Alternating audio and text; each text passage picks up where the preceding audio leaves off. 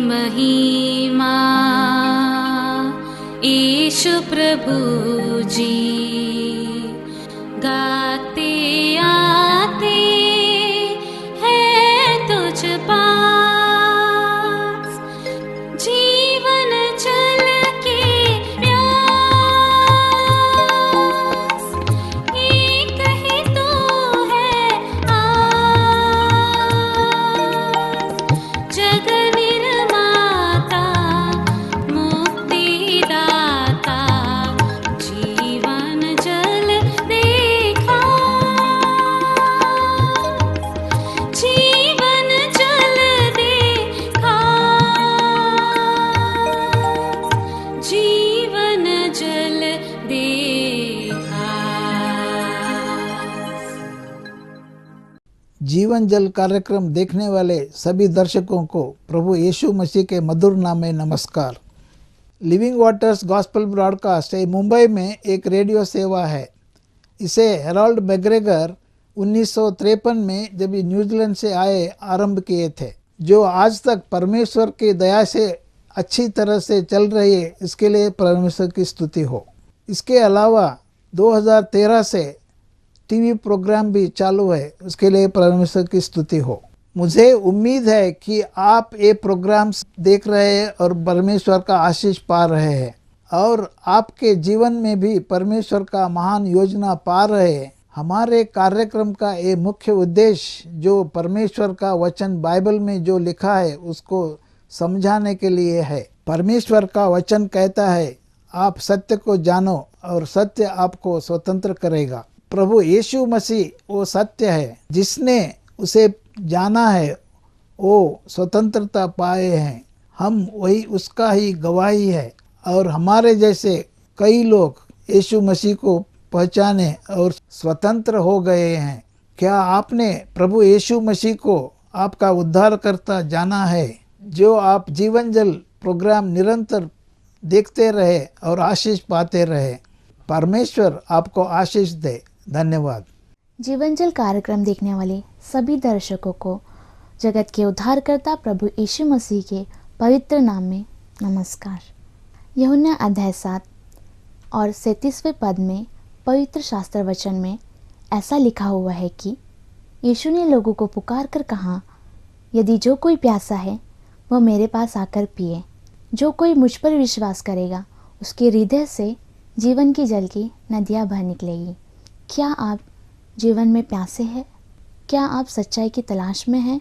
प्रभु यीशु मसीह आपकी प्यास को बुझाना चाहते हैं, आपके सवालों का जवाब देना चाहते हैं।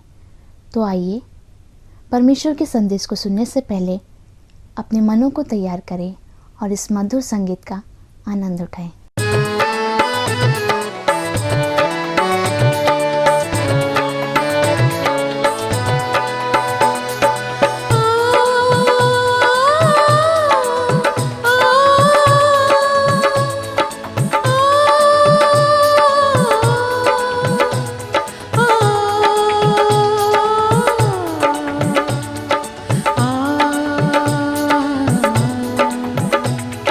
ओ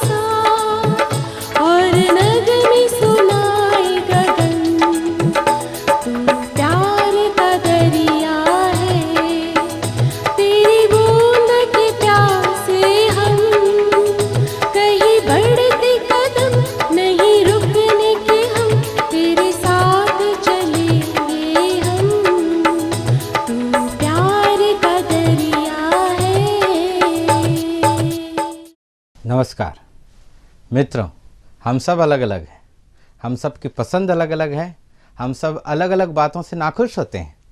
परंतु एक बात है जिसको हम सब एक साथ मिलकर नापसंद करते हैं। वो क्या है? धोखा खाना। हम उन लोगों को बिल्कुल पसंद नहीं करते जो हमें धोखा दें। परंतु क्या आप जानते हैं सबसे बड़ा धोखा देने वाला कौन है? आइए इस बात को जानने के लिए पढ़ें यिर्मयाह 17:9। यहाँ लिखा है, मन तो सब वस्तुओं से अधिक धोखा देने वाला होता है, उसमें असाध्य रोग लगा है, उसका भेद कौन समझ सकता है। परमेश्वर का वचन बताता है कि सबसे बड़ा धोखा देने वाला अगर कोई है तो वो कोई और नहीं परंतु हमारा अपना मन है। हमारा अपना मन सबसे बड़ा धोखाबाज है। सबसे ज़्यादा धोखा यही हमें देता है। और दुख की स्थिति ये है कि हम सबसे ज़्यादा भरोसा इसी मन पर करते हैं। इस मन ने हमें अपने धोखे में ऐसा उलझाया है कि हम इसे अपना हितैषी मानकर चलते हैं। हम सोचते हैं कि दुनिया झूठ बोल सकती है, सब कोई झूठ बोल सकते हैं, परंतु मेरा मन सच्ची बात बोलेगा। इसलिए कई लोग कहते हैं, सुनो सबकी, करो अपने मन की। मन की आवाज़ को बहुत प्राथमिकता दिया जाता है। मन की आवाज़ सुनो, दिल की बात सुनो, ऐसी बड़ी बड़ी शिक्षाएं दी जाती हैं। यह मन का बड़ा धोखा है। मन अपने आप को हमारा हितैषी बताता है, परंतु बाइबल बताती है कि नहीं, मन तो सब वस्तुओं से अधिक धोखा देने वाला होता है। अगर हम थोड़ा सा भी विचार करें, गंभीर होकर सोचें, तो हम सब इस बात से सहमत होंगे कि हाँ, जिस मन पर मैं आज तक भरोसा करते आया हूँ वही सबसे अधिक धोखा देने वाला है। जरा सोचिए, कब मन कहता है कि आज काम करो। हम अक्सर सुनते हैं लोगों को ये कहते हुए, आज काम करने का मन नहीं कर रहा है। बच्चे लोग कहते हैं आज स्कूल जाने का मन नहीं कर रहा है। तो मन हमेशा क्या कर रहा है? बुरी बातों के लिए, जो बातें लाभकारी नहीं है उनके लिए उकसाता है।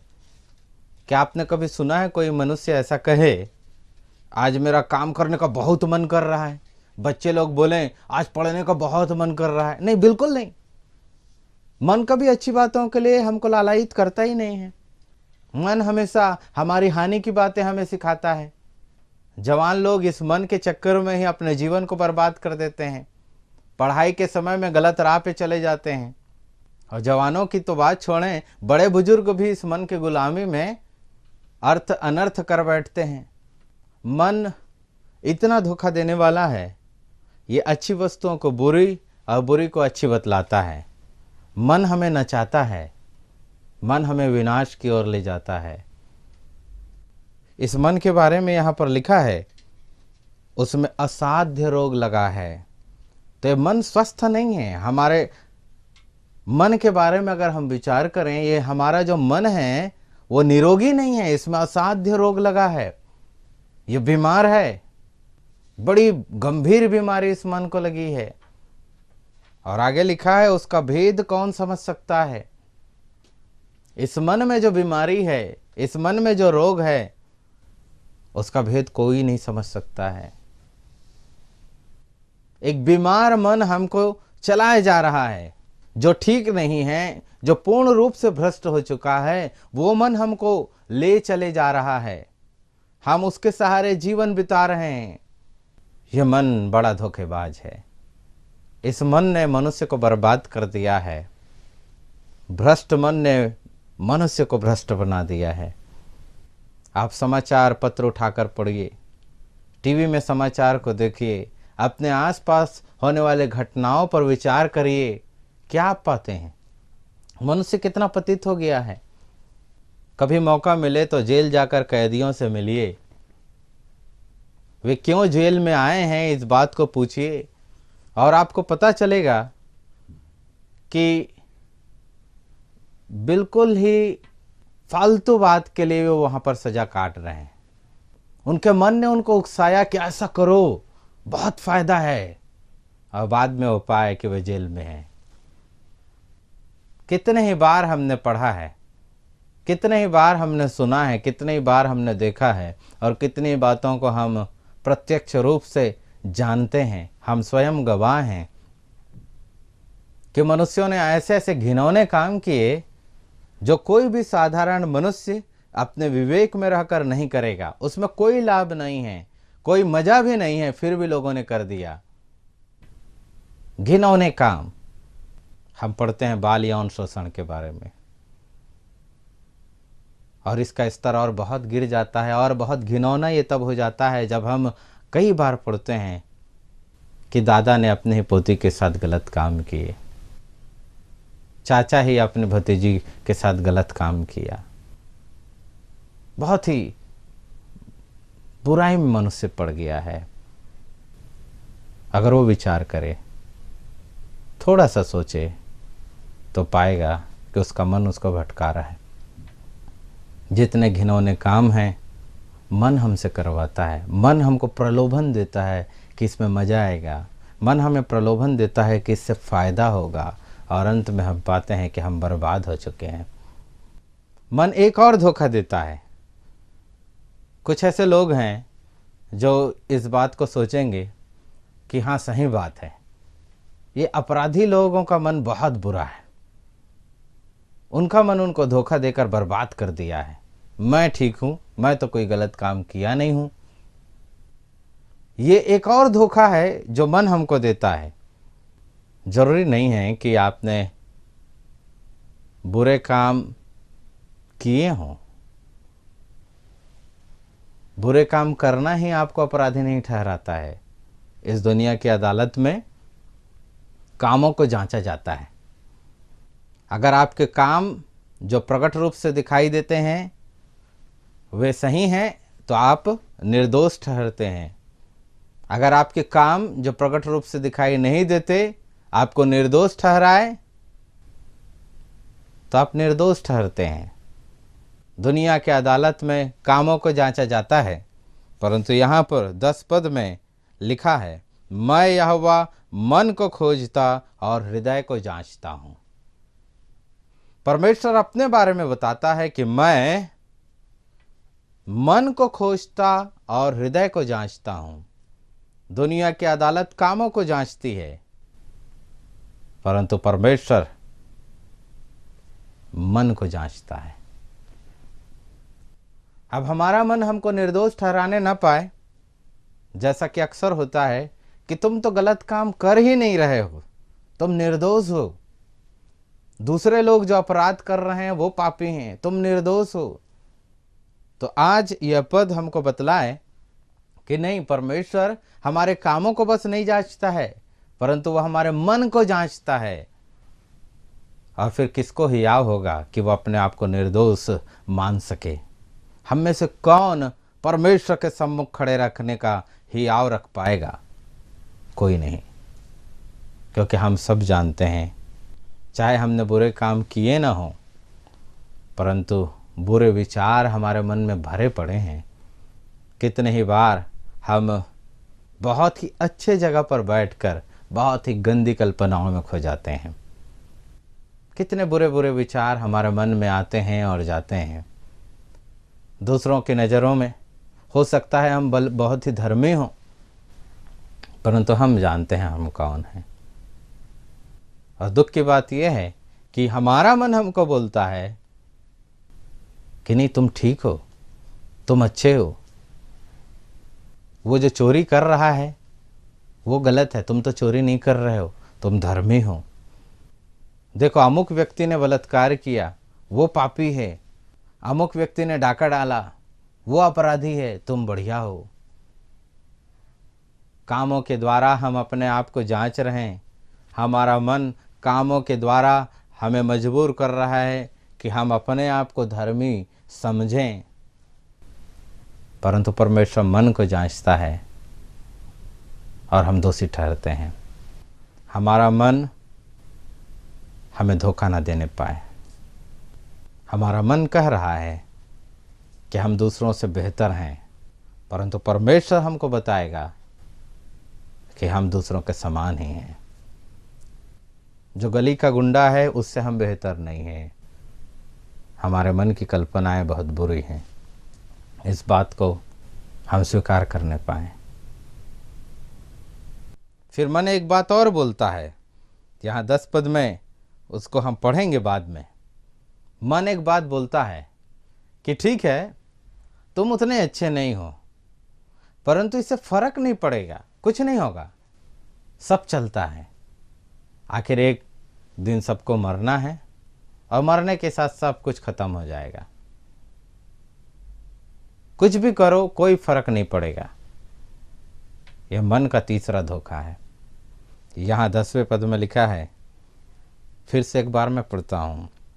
मैं यहोवा मन को खोजता और हृदय को जांचता हूँ, ताकि प्रत्येक जन को उसकी चाल चलन के अनुसार अर्थात उसके कामों का फल दूं। हम कुछ भी करेंगे और कुछ भी नहीं होगा, ऐसा नहीं है। परमेश्वर कहता है कि मैं प्रत्येक जन को व्यक्तिगत रूप से उसके चाल चलन के अनुसार अर्थात उसके कामों का फल दूंगा। मन हमको धोखे में रख रहा है, परंतु परमेश्वर का वचन हमको बतला रहा है कि नहीं, मन के बहकावे में आकर जितने गलत काम हम कर रहे हैं, परमेश्वर हमको उन गलत कामों का फल देगा। परमेश्वर हमारी सहायता करे कि हम लोग मन के धोखे से बाहर आएं। और अगर आप मन से हार चुके हैं, मन बहुत हावी हो चुका है, मन के धोखे में डूब चुके हैं और लगता हो कि सही में इस मन के आगे मैं हार गया हूँ, मैं बेबस हूँ, मैं लाचार हूँ, मैं कुछ नहीं कर सकता, या फिर अगर ऐसा लगता हो कि नहीं नहीं, मन की तो सारी बातें सही हैं, मन जो कहता है सही कहता है, तो एक चैलेंज यहाँ पर मैं आपको देता हूँ। 1 मिनट का मौन धारण करें और इस पद को मैं पढ़ रहा हूँ, उस पर विचार करें। 1 यूहन्ना 3:20 वहाँ पर लिखा है, क्योंकि परमेश्वर हमारे मन से बड़ा है और सब कुछ जानता है। परमेश्वर के बारे में 2 बातें यहाँ पर बताई गई हैं।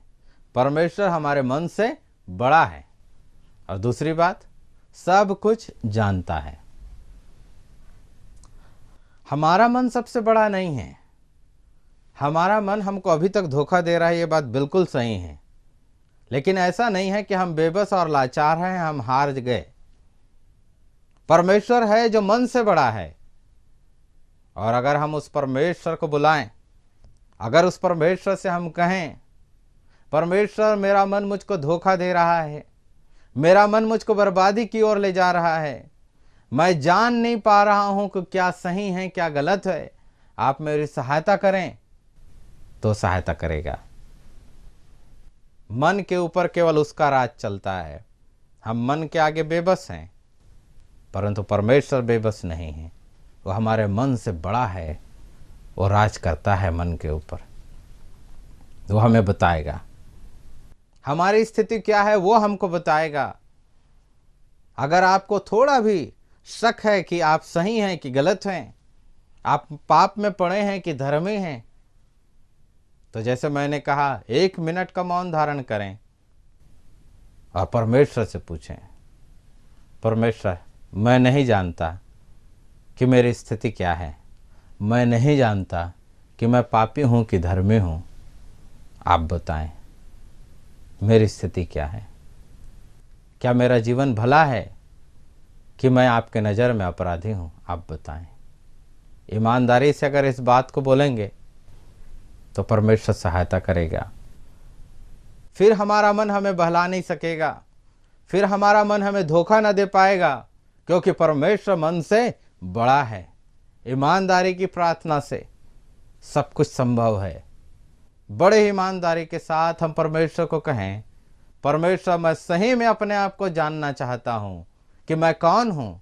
परमेश्वर मैं सही में जानना चाहता हूँ कि मैं कैसा हूँ, और वो बताएगा, परमेश्वर बताएगा। मित्रों, एक चैलेंज मैं आपको और देता हूँ, जब मैं बार बार बोल रहा हूं कि परमेश्वर परमेश्वर परमेश्वर, तब ये मन एक और धोखे में मनुष्य को रखा है। यह मन मनुष्य को धर्म के बंधन में उलझा के रखा है। सब कुछ को ईश्वर बता रहा है। मनुष्य भ्रमित है कि वास्तव में ईश्वर कौन है। तो यहाँ पर फिर से एक चैलेंज है, फिर से एक चुनौती है। अपने मन से बढ़कर जो है अर्थात परमेश्वर, उससे कहें परमेश्वर, मैं सही में जानना चाहता हूँ कि जितनों के बारे में मैंने सुना है, जितनी भी बातें मैंने सुनी हैं परमेश्वर के बारे में, ईश्वर के बारे में, आप मुझको बताइए कि सच्चा परमेश्वर कौन है। आप मुझ पर प्रकट होइए। मैं उलझन में जीवन बिताना नहीं चाहता हूं। मैं सही में सच्चे ईश्वर को जानना चाहता हूं।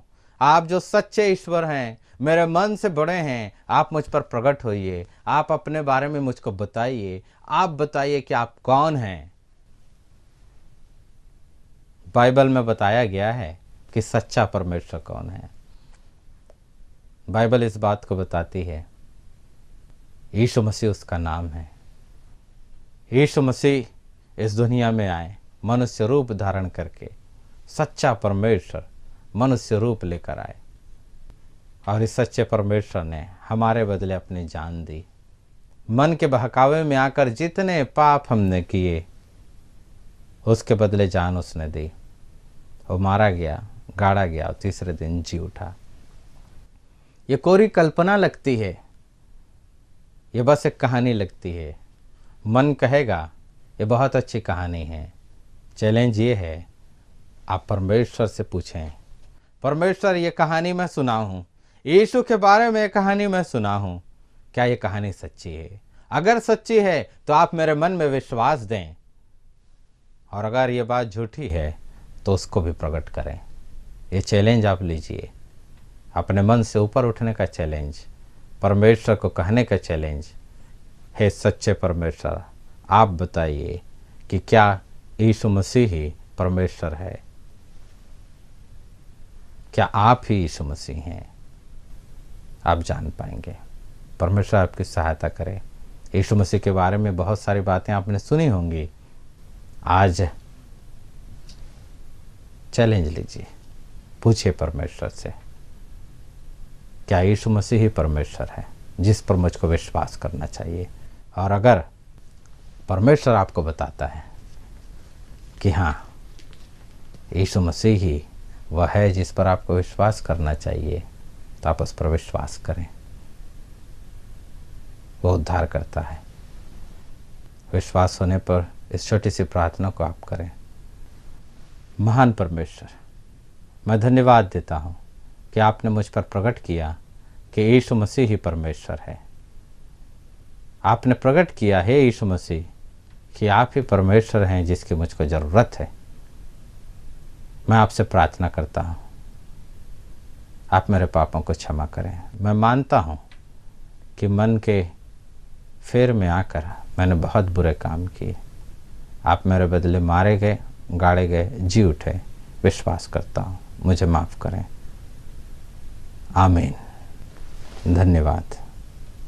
क्या परमेश्वर ने इन वचनों द्वारा आपसे बात की है, या आप इस विषय में अधिक जानकारी प्राप्त करना चाहते हैं, या आप प्रार्थना के विषय को बांटना चाहते हैं, तो निसंदेह होकर हमसे संपर्क करें। हमारा पता है लिविंग वाटर गॉस्पल ब्रॉडकास्ट, नौ भावना 422 SPS road, post box number 19161, Prabhadevi, Mumbai 400025। प्रार्थना एवं मुफ्त बाइबल करस्पॉन्डेंस कोर्स के लिए हमें संपर्क करें या अपना नाम और पता SMS कर सकते हैं। हमारा mobile number 098925807444, email ID gospelbroadcast@yahoo.com, web address www.lwgb.org। जीवन जल कार्यक्रम को आप हर सोमवार शाम 6 बजे, हर बुधवार शाम 6:30 बजे और हर शनिवार सुबह 8 बजे आप इसी चैनल पर देख सकते हैं। नमस्कार।